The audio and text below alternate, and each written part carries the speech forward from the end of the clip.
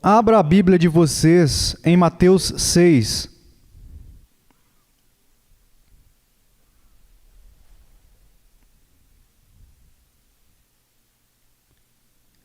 Enquanto vocês procuram, eu gostaria de ler algo em Lucas 11, que tem a ver com Mateus 6.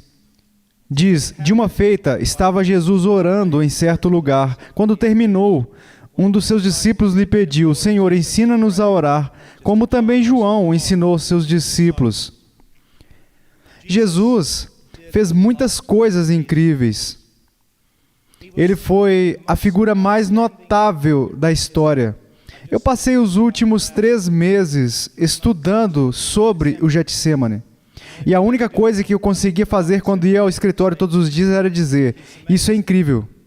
É absolutamente incrível. Ele era incrível em tudo o que fazia. Ele caminhou sobre a água. Ele acalmou os mares. Ele ressuscitou os mortos. Ele enfrentou o inferno sem sequer levantar um dedo e o derrotou. Ele era absolutamente incrível. Mas o que eu acho incrível aqui é que os seus discípulos nunca foram até ele e pediram o seguinte, Senhor, nos ensine-nos a pregar.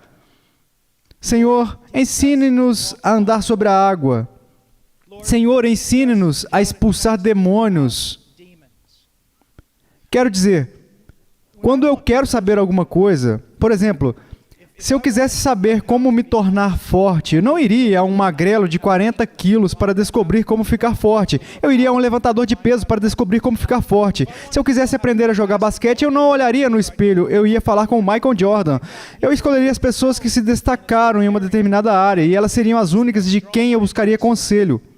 Bem, olhando para Jesus, conhecendo todas as grandes coisas que ele fez, eu tentaria escolher o maior feito que ele realizou, e isso seria o que eu ia pedir a ele para me ensinar. E não é incrível que o que eles pediram para ele lhes ensinar foi a orar?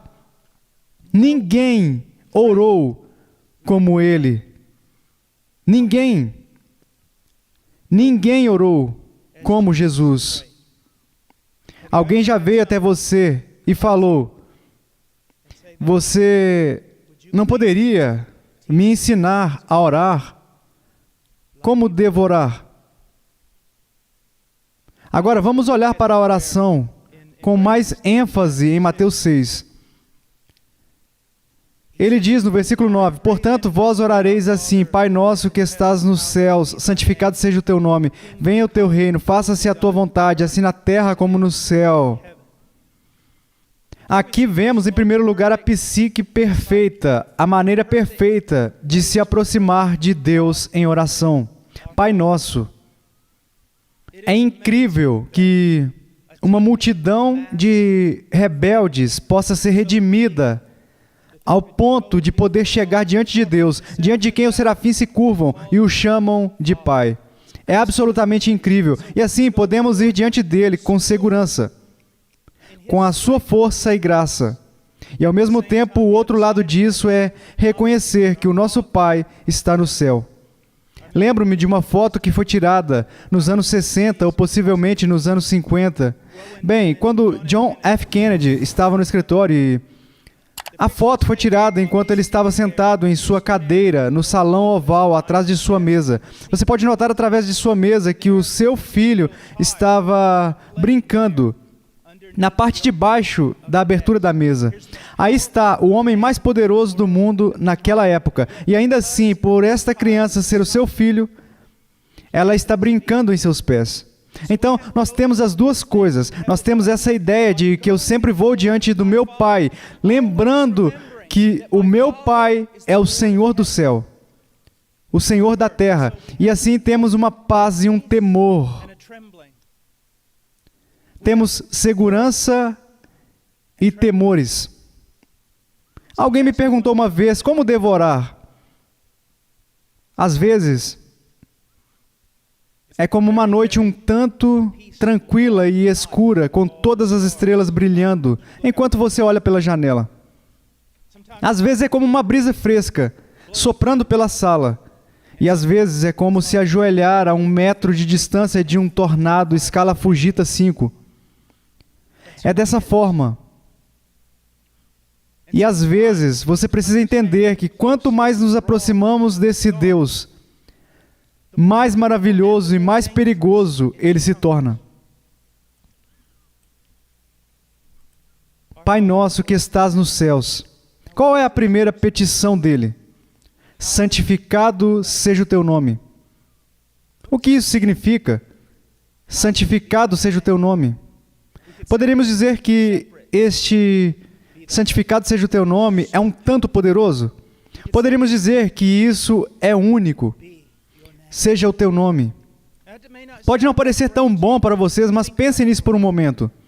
A maioria das pessoas, quando pensam em Deus como sendo santo, pensam em Deus. Significa que Deus não tem pecado. Bem, Deus é sem pecado, mas esse não é o principal meio de santidade.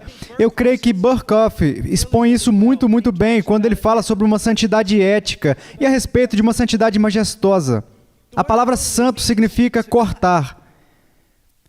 E significa cortar para ser separado, para ser único, para estar em uma categoria completa, em uma categoria completamente diferente. O que quer dizer que Deus é santo?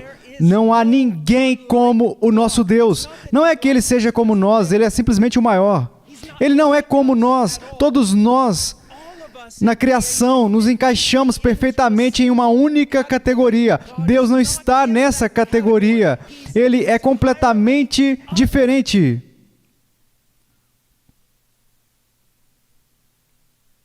E tratar Deus como santo é reconhecê-lo em uma categoria singular, separado de todas as outras coisas, e mais elevado, mais alto e exaltado.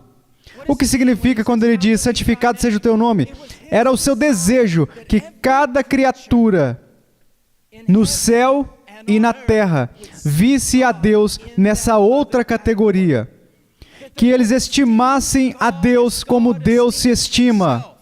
Que eles o colocassem lá em seus próprios corações, acima de absolutamente tudo, sem lealdades concorrentes. Que é realmente o que é ser abençoado. O puro de coração significa, bem-aventurados aqueles que não têm lealdades concorrentes em seu coração.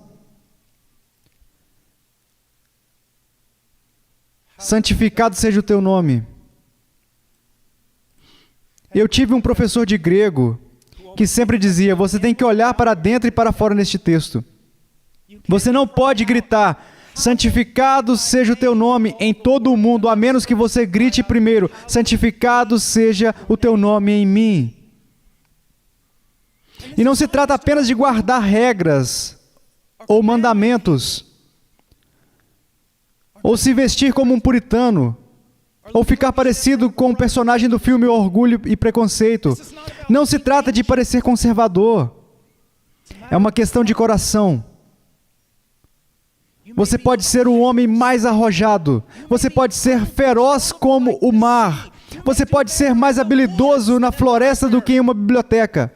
Mas se você conheceu Jesus Cristo, crucificado e ressurreto dentre os mortos, se Ele entrou no seu coração, então Ele se tornou uma paixão controladora. E essa é a chave para a santidade. Porque eu vou ser muito honesto com vocês até certo ponto. Eu creio que vocês poderiam dizer sobre mim que eu sou um pouco arrojado e profano. Eu não me importo com religião. Não gosto da maior parte. Mas a Cristo, crucificado e ressurreto dentre os mortos. E é Ele quem controla o coração. Tudo é para Ele, por causa de quem é Ele, por causa do que Ele fez, por causa do que Ele vai fazer, que nos controla, que nos faz querê-lo, procurá-lo, fazer sua vontade e sermos agradáveis a Ele. Para sermos santos, se você começar com a moralidade, quando você falar sobre santidade, isso sempre conduzirá ao legalismo. Mas quando você começa com um relacionamento, Quem é esse Deus? Como Ele é santo, belo, glorioso e digno. Como Ele conquistou o meu coração. Eu ouço em conferências como essa o tempo todo. Veja, filho, me dê o seu coração. Quando não possui o coração do seu filho, o Pai conquistou os nossos corações. E ao conquistar nossos corações, Ele controla o restante de nós. O que significa ser santo? É saber mais sobre quem Deus é e o que Deus fez por nós em Cristo. E isso cativa o nosso coração e nos faz amá-lo. E então todo o resto se encaixa. Nós não olhamos para o quão bem nós pontilhamos cada I e cruzamos cada T. Nós simplesmente olhamos para Ele. E a nossa regra é o amor a Deus e o amor aos homens. Fazemos tudo por esses dois grandes amores. Agora, quando Jesus diz, santificado seja o teu nome, na terra, no céu, há algo que eu quero que vocês vejam. Isso é missionário. Não gosto de usar essa terminologia, mas é um bom termo para ser usado aqui. A sua paixão precisa ser que em todos os lugares deste globo, homens, mulheres e crianças estão separando Deus em seus corações para amá-lo, servi-lo e torná-lo conhecido. O nosso lema na Hot Cry, o nosso grande lema está em Malaquias 1:11, que o seu nome seja grande entre as nações, que o seu nome seja tratado como totalmente distinto entre as nações. Sabe, nós falamos a respeito, como o irmão Pollard havia mencionado o cowboy mecânico. Alguém que simplesmente não exerce mais o ministério, apenas sai por aí e pregam em conferências. Creio que ele estava falando de mim. Eu tinha compartilhado isso com ele. Você acha que colocar o seu nome em um site ou pregar em uma conferência significa algo para Deus? Este aqui é apenas um pequeno mundo. Mas há um vasto mundo fora da comunidade da escola, fora de todos os nossos acessos. E este é um momento como nenhum outro na história do mundo. As nações estão sendo movidas agora. A Europa foi alterada nos últimos meses e será alterada nos próximos, mais do que foi alterada pela Segunda Guerra Mundial. E você pode balançar a cabeça e dizer que está tudo ruim. Eu vejo uma oportunidade gloriosa de testemunhar as pessoas para tornar o Evangelho conhecido. Como era o coração do nosso Senhor? O que o conduziu? Era isso que Ele desejava, que o nome de Deus fosse grande entre as nações. Ele desejava que as nações separassem o nome do Senhor e o colocassem em uma categoria muito acima de todas as outras coisas. E você e eu, ninguém nunca viveu em um tempo como este. Vejo tantas pessoas violando a sabedoria das Escrituras, falando sobre os bons velhos tempos. Nunca houve dias melhores para estar vivo. Jamais. Com comunicação, com mídia, com viagens, com habilidade. Como disse o Dr. Bick, tempo de divulgar, de dar a conhecer. É fenomenal a oportunidade que nos foi dada. No entanto, devemos trabalhar enquanto é dia até a noite, quando ninguém trabalha. Eu não sou um profeta ou filho de um profeta, mas eu não ficarei surpreso se eu passar os meus últimos dias na prisão. Mas até que a porta seja fechada, devo abrir esta vasta porta que foi dada a mim e ao restante da igreja. Olhe para a história, nunca houve um tempo como este. Não é um tempo para espíritos rígidos e mentes fechadas, corações gananciosos. É um tempo para homens que assumem responsabilidades. É um tempo para caráteres incorruptíveis. É hora dos homens que assumem riscos. É um tempo para sair em nome do nosso Senhor e contemplar o seu nome, sendo enaltecido entre as nações. Irmãos, eu conheço um missionário que o irmão Pollard também conhece. Ele é um missionário batista reformado na Ásia, talvez um dos maiores missionários vivos hoje em dia. E eu não digo levianamente. Se ele voltar aos Estados Unidos e as pessoas lhe disserem: por que você não volta? Se você voltasse para os Estados Unidos, você teria determinada plataforma. Sua igreja seria gigantesca. Você é tão piedoso, você é um excelente expositor, você tem conhecimento de mundo. Ele responderia assim: por que eu voltaria para uma nação de o quê? 250, 300 milhões de pessoas? Se eu posso trabalhar em uma nação com 1,2 bilhões de pessoas? Achamos que se o seu nome for reconhecido aqui, você estará no topo da lista. Isso é absolutamente absurdo. Alguém perguntou ao Packer uma vez: quem é o maior pregador vivo? Ele respondeu: você não o conhece. Você não o conhece. Você não o conhece. Deve ser um homenzinho pregando para 6 pessoas em uma cabana. Vou concluir. Eu conhecia uma garota. Ela foi para casa para estar com o Senhor. Aproximadamente há 2 meses. Nós a chamamos de Sete. E posso dizer onde ela está agora, porque onde ela está agora, ninguém pode tocá-la. Ela era uma indonésia, nascida de uma família muçulmana. Ela conheceu o Senhor. Seus pais aprenderam. Então eles decidiram executá-la. Sua irmã, embora a odiasse por ter se convertido, não suportava o fato de ter sua irmã morta por seus pais. Então, uma noite, ela deixou a porta aberta. Ela escapou. Então a mãe dela entrou em coma. E assim, na verdade, ela voltou para a família, sabendo que ela poderia ser morta porque ela queria ministrar, ela queria cuidar da mãe. Então eles basicamente a escravizaram. E assim, ela ficou lá no quarto com a mãe, que estava em coma, e ela só tinha permissão para comer o quê? O que a mãe dela vomitava no chão. E ela viveu assim durante meses. Finalmente, alguns crentes que eu conheço conseguiram entrar lá. Eles a resgataram, fugiram com ela. Então ela foi com outra jovem até uma aldeia para pregar o evangelho lá. E por que ela foi sozinha com outra mulher? Porque havia uma Débora? Porque não havia homens corajosos o suficiente para entrar naquela aldeia.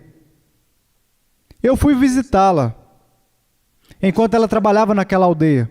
Esta é uma vila onde você pode ser estuprada se você for uma mulher, se você não for muçulmana. No entanto, quando a vi sair de seu pequeno prédio de cimento ou lama que ela estava morando, notei que havia alguns jovens adolescentes, 19 ou 20, parados lá na calçada. E eu pensei que quando ela saísse, o que aconteceria? E quando ela saiu, eles a cumprimentaram e abaixaram a cabeça. E a trataram com honra. Ela passou. Então, ela e o outro obreiro disseram isso. Muitas vezes, quando estrangeiros vêm aqui, mentem para as pessoas sobre o porquê de estarem aqui. Então, mais cedo ou mais tarde, as pessoas descobrem por que realmente estão aqui, para pregar o evangelho. E eles os odeiam. Eles não confiam neles porque são mentirosos. Entramos na aldeia e dizemos a eles que somos cristãos. E eles ameaçaram nossas vidas. Eles podiam nos bater e derramar urina e lixo em nossas cabeças, tornar nossas vidas miseráveis. Mas se pudéssemos suportar e continuar caminhando com Cristo, eventualmente ganharíamos a honra deles. A propósito, nós respondemos: não, amigos. Não há grandes pregadores aqui hoje. Não comparado a isso. Eu poderia ficar aqui pelas próximas 12 horas e simplesmente ir passando pela lista de pequenos homens e mulheres que, se comessem em sua casa e estivessem comendo frango, simplesmente jogariam os ossos no chão. Eles não saberiam nada diferente.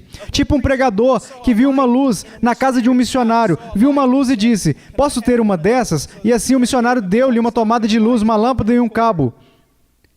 Então o missionário foi visitar aquele homem algumas semanas depois. E o homem disse, a luz não vai funcionar, eu simplesmente desliguei. Bem, não havia eletricidade na casa. Ele apenas pensou que iria funcionar. Quero dizer, que homenzinho primitivo, que vale mais ouro e glória do que 1000 de mim, por sua pregação e sua postura perante o Evangelho. Quero que percebam uma coisa. Nada. Nós não vivemos em um tempo onde podemos viver enclausurados. Não vivemos numa época em que devíamos nos enclausurar.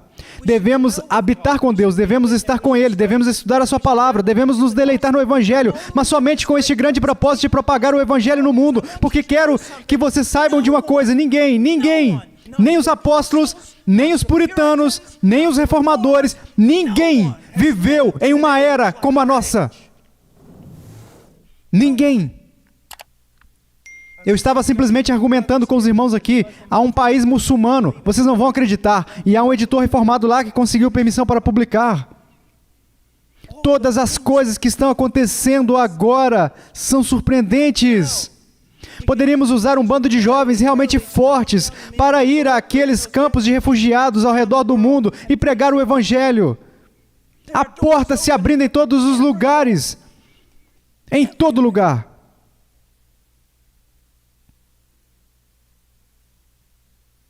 A última coisa que gostaria de dizer é isso. Por favor, entenda o meu coração, eu serei objetivo. Vou falar com os jovens.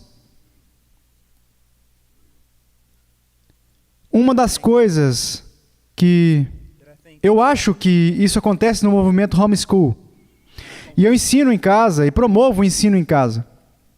Mas homens jovens, criamos um bando de garotos que compram roupas de aventura em um catálogo. Sonham com espadas, dragões e cavalos. Compram brinquedos e leem livros. Mas eles são moles. Cara, você pode falar sobre homeschooling. Você ensina em casa, pai. Você é um pai que ensina em casa ou é casado com uma mãe que ensina em casa? Pegue os seus garotos. Deixe-me fazer uma pergunta, porque na escola pública as pessoas sempre dizem isso. Por que não mandar os meus filhos para a escola pública? Uma das razões é que eu ainda não quero que eles sejam criados por mulheres. Mas seus filhos estão sendo criados por uma mulher? Eles estão sendo criados por um homem? Eles conseguem fazer caligrafia? A minha pergunta é, eles são capazes de lutar? Há um mundo lá fora que é feio, ruim, que machuca e é perverso. E você precisa ser resistente, feito um prego. Precisamos de homens jovens que vão ter joelhos feridos e também calos em suas mãos, que não vão brincar de super-herói. Eles não querem aventura. Eu quero simplesmente ir a algum lugar e morrer por Cristo. Os homens se envolvem mais na criação dos seus filhos. Os homens se envolvem mais em torná-los homens. E de novo, você não vai torná-los homens vestindo-os com roupa de super-herói, ou colocando botas em seus pés, ou colocando uma espada de plástico em suas mãos. Deixe-os ser criados perto de homens, agindo como um homem. Ensine-os a serem homens, ensine-os a serem soldados, ensine-os a aproveitar esta oportunidade para sair e fazer essas coisas que de muitas maneiras em todo o mundo as mulheres estão fazendo, porque não há homens corajosos o suficiente para fazê-lo. Esta é a hora. Tenham a mesma paixão do nosso Senhor. Como você interpreta a oração do Senhor? Eu interpreto dessa forma. Senhor, cura-me, prospere-me, dê-me uma vida de facilidades, faça isso. Seu nome será santificado da melhor maneira, seu reino virá da melhor maneira e a sua vontade será feita da melhor maneira. Ou, Senhor, me esmague, me quebranta, me moa como uma pólvora, deixe-me doente, me jogue em uma masmorra, torne a minha vida um verdadeiro inferno, se através disso o seu nome for enaltecido de uma maneira maior, se o seu reino vier de uma maneira maior, e se sua vontade for feita de uma maneira maior, porque isso é tudo que importará quando tudo terminar. É tudo sobre o seu nome ser grande, não apenas entre as nações, mas nos céus.